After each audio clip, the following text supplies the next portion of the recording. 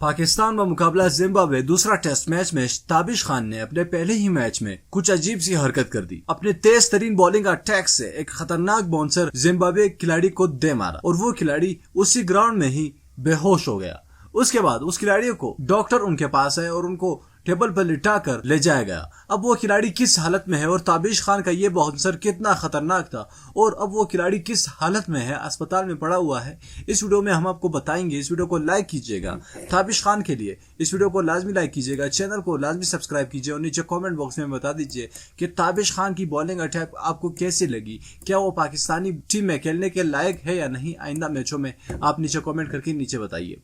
दोस्तों, ताबिश खान जो कि काफी अरसे से पाकिस्तानी टीम से बाहर थे और वो काफी ज्यादा गुस्से में भी थे क्योंकि उसकी उम्र गुजरती जा रही थी, लेकिन वो एक टैलेंटेड बॉलर है। उनकी बॉलिंग का अटैक आज तो सबने देखा ही होगा।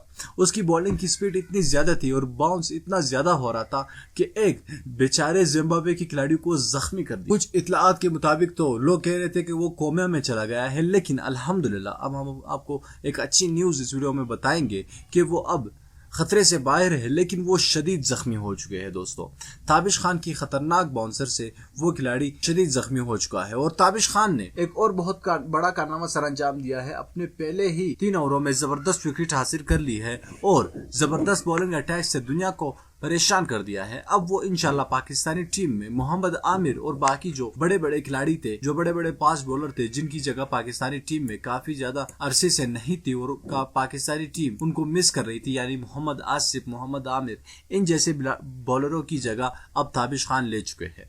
ताबिश खान वाकई में एक जबरदस्त बॉलर है।